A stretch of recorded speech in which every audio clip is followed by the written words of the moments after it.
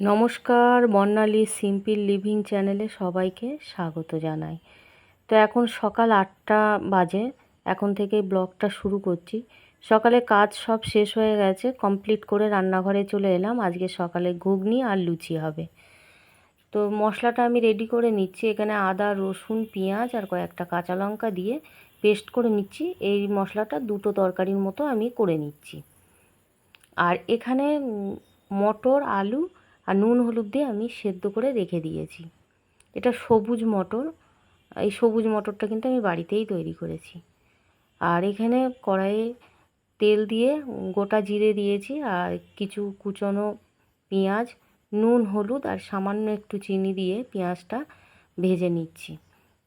চিনি দিলে ভাজাটা ভালো হয় আর নরমও হয়ে যায়, আর তরকারির কালারটাও কিন্তু খুব সুন্দর আসে। আর এখানে ময়দা নিয়ে নিয়েছি। ময়দাতে নুন, চিনি আর তেল দিয়ে ময়দাটাও ভালো করে মেখে নেব, শক্ত করে মেখে নেব। আর এখানে 1 হাতা মতো পেস্টটা দিয়ে দিলাম, যেটা আমি তৈরি করেছি। আর সামান্য একটু লঙ্কা গুঁড়ো দিচ্ছি। ধনে ধনে জিরে যেটা আমার গুঁড়ো করে রাখি সেটাও দিয়ে দিচ্ছি। আর সামান্য একটু চিনি দিয়ে দিলাম। আর একটা বড় সাইজের টমেটো দিলাম। আর এখানে একটু জল দিয়ে এটা মশলাটা কষতে থাকি। আর টমেটোটাও আস্তে আস্তে গলে যাবে, তখন হাতা দিয়ে ঘেঁটে দেবো। কেননা টমেটো তো ফ্রিজে থাকে, তো বরফ হয়ে থাকে, ওকে কাটতেও পারি না। যতক্ষণ গরম জলে না দিই ততক্ষণ গলতে চায় না। আর এইখানে খাসির মাংস এনেছে আজকে, দুপুরবেলা হবে। একটু চর্বিও আছে এখানে। খাসির মাংসের মধ্যে একটু চর্বি না হলে খেতে ভালো হয় না। তো মাংসটা আমি ভালো করে ধুয়ে নিয়েছি। আর পরিমাণ মতো সর্ষের তেল দিয়ে দিলাম। আর একটু লঙ্কা গুঁড়োটা বেশ অনেকটাই দিয়েছি। আর হলুদ গুঁড়ো দিয়ে দিলাম। আর ধনে জিরে যেটা গুঁড়ো করে রাখি সেটা 2 চামচ দিয়েছি। আর এখানে পরিমাণ মতো নুন দিয়ে দিলাম, কারণ একবারে মাখিয়ে রেখে দেবো। আর যে পেস্টটা করা হয়েছে সেটাও দিয়ে দিলাম, দিয়ে ভালো করে এটা মাখিয়ে নেব। আর আমি আপনারা হয়তো ভাবছেন হাতে করে মাখাচ্ছি না। হাতে করে মাখালে তো অবশ্যই ভালো হয়, কিন্তু যেহেতু ওখানে লঙ্কা দেওয়া আছে ওই জন্য আমি হাতে মাখাবো না, কেননা প্রচণ্ড আমার হাত জ্বালা করে। ওই জন্য আমি হাতায় করেই মাখিয়ে রাখছি। আর এদিকে মশলাটা আমার রেডি হয়ে গেছে। মটরটা মশলার মধ্যে দিয়ে দিলাম। এটা খানিকক্ষণ ফুটিয়ে নেব। আর নামানোর আগে এটা তো ফুটছে, আমার ঘুগনিটা হয়েও গেছে, তো নামানোর আগে আমি একটু ভাজা মশলা দিয়ে দিলাম। আর এখানে লুচিটাও ভেজে নিচ্ছি। লুচিটা ভাজা হয়ে গেলে সকালে জলখাবারটা তাড়াতাড়ি সব খেয়ে নেব।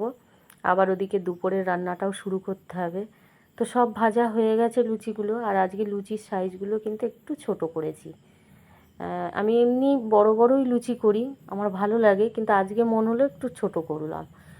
আর ঘুগনি দিয়ে দিলাম, 2 কুচো আম, 2 কুচো কলা, আর একটা মিষ্টি দিলাম, ওটা একটু শুকনো, আর পান্তুয়া দিয়েছি।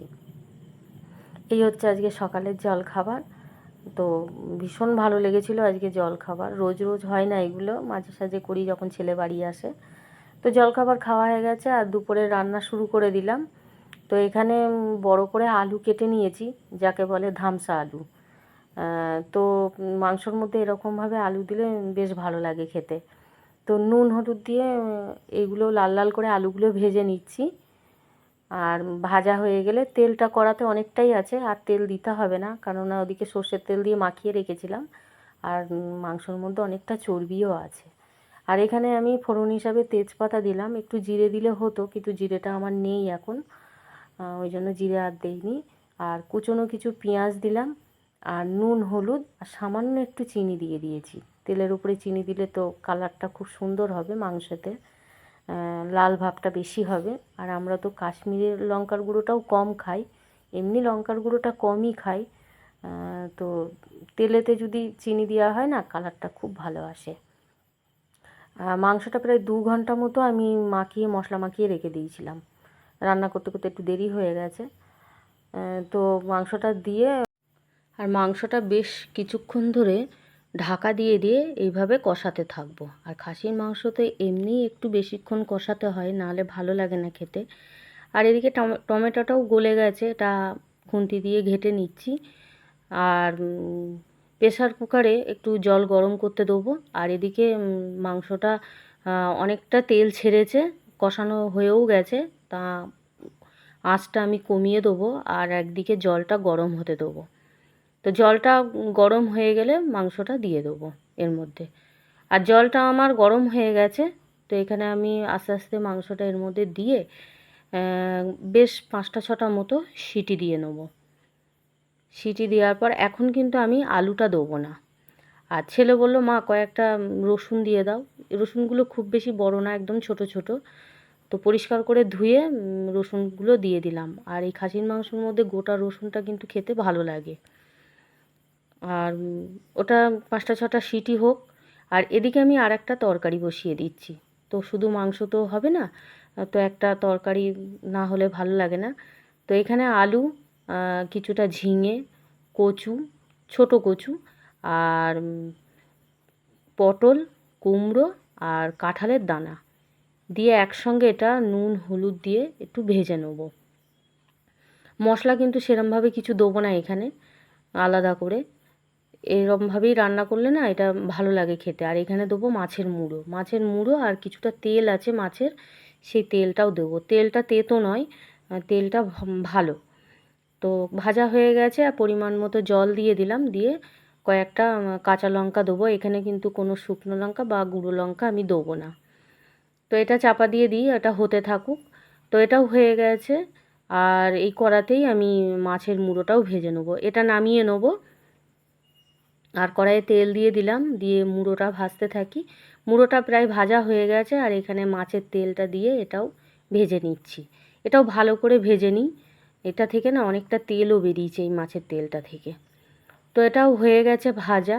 আর ফুটছিল বলে আমি চাপা দিয়েছিলাম, তেলটা বড্ড ফুটছিল। আর এখানে কিছুটা জিরে দিয়ে দিলাম আর দিয়ে দিচ্ছি তরকারিটা।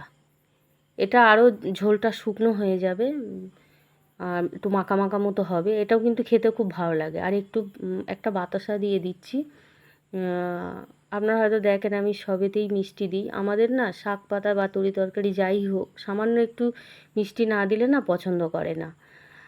আর কয়েকটা সিটি দিয়ে রেখে দিয়েছিলাম, আর খুলে আবার কয়েকটা ভাজা আলুটা দিয়ে দিচ্ছি। আর থেতো করা একটু রসুন দিলাম। কাঁচা রসুনটা দিলে না গন্ধটা ভালো হয় আর খেতেও ভালো লাগে। দিয়ে 2টো সিটি দিয়েছিলাম, দিয়ে খানিকক্ষণ রেখে দিয়ে এরকম হয়েছে মাংসটা। আর দেখুন রসুনগুলো কিন্তু গলে যায়নি, গোটা গোটাই আছে আর আলুও গোটা আছে। তো আলু দিয়ে 2টো সিটি দিয়েছি। আর তরকারিটা আমার এরকম হয়েছে, একদম ঝোলও না আবার একদম শুকনো না। খাসির মাংস শুকনো ভালো লাগে না, পাতলা ঝোলটাই ভালো লাগে। তো যার যেমন খেতে ভালো লাগে, শুধু আমি আমারটা বললাম। আর এখন দুপুরে খাওয়া দাওয়া হয়ে গেছে আর এখন 6টা বাজে। তো বিকেলবেলা একটু বেরিয়েছি, একটু রাস্তার দিকে যাব। আর আকাশটা আজকে খুব সুন্দর, আজকে খুব একটা গরম নেই, গরম আছে কিন্তু হালকা, অন্য দিনের মতো নয়। আর রাস্তাতে বেরিয়ে এলাম, আর বাড়িতে কেউ নেই, ওই জন্য তালা দিয়ে দিতে হলো। বাড়িতে থাকলে তখন আর তালা দিতে হয় না। আর এখানে রাস্তার ধারে জলের পাইপ লাইন করেছে, কালকে করেছিল আর আজকে পাইপ দিয়ে মাটি চাপা দিয়ে দিয়েছে। আর আমাদের রাস্তাটা কিন্তু খুব পরিষ্কার থাকে, কিন্তু এই মাটির জন্য নোংরা হয়ে গেছে। আর বৃষ্টি যতক্ষণ না হবে ধুয়ে না গেলে পরিষ্কার হবে না। আর আজকে একটু খাদের ধারে এলাম, খাদের ধারের দিকেও বাড়িঘর নেই, কিন্তু পাইপ লাইনটা করেছে। এখানে সব জায়গা পড়ে আছে, পাইপ লাইনটা করেছে এখানে। আর আজকের ওয়েদারটা খুব ভালো লাগছে বিকেলটা। তো ভিডিওটি যদি আপনাদের কোথাও একটু ভালো লেগে থাকে অবশ্যই লাইক করবেন, শেয়ার করবেন আর কমেন্ট করে জানাবেন। আজ এই পর্যন্ত, আবার নতুন ভিডিও নিয়ে ফিরে আসছি। দেখতে